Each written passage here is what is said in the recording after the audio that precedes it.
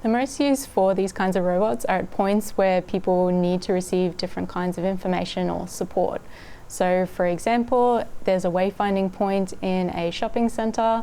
That could be an interesting place that a robot could be placed, so it could communicate and interact with people to provide a goal or a service. So for example, directions on where they could find a particular store or area or service that they're looking to find.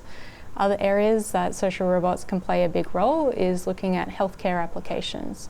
So for example, being able to support healthcare practitioners by interacting with patients to provide them with public health information, talking to them about a particular healthcare management plan that they're currently on, or just providing some support and general prompting around behaviour change that they'd like to make. So social robots really excel in areas where it requires a sense of connection with people. And a robot that looks human and can communicate and understand with people definitely creates that sense of connection and trust.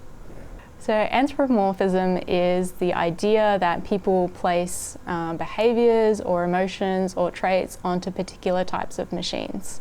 Social robots, because they can sometimes embody a humanoid form, are more likely, compared to other robots, to receive anthropomorphic interpretations. So for example, if you have a pet or a dog or a cat, being able to see it as its own independent entity and placing different emotions and relationships and behavioural responses onto it. When we see a robot, we find that we can do very similar behaviours to the robot. It looks like us, it's talking like us, it's looking around as if we would look around. So it's easy to see how a humanoid robot that is mimicking different kinds of human behaviours is something that could be so close to us that we decide that it has a set of emotions or it has its own personality or its own interests. So we have seen different types of research that finds that anthropomorphism is a really important point when it comes to creating social robots that are interesting and engaging for people.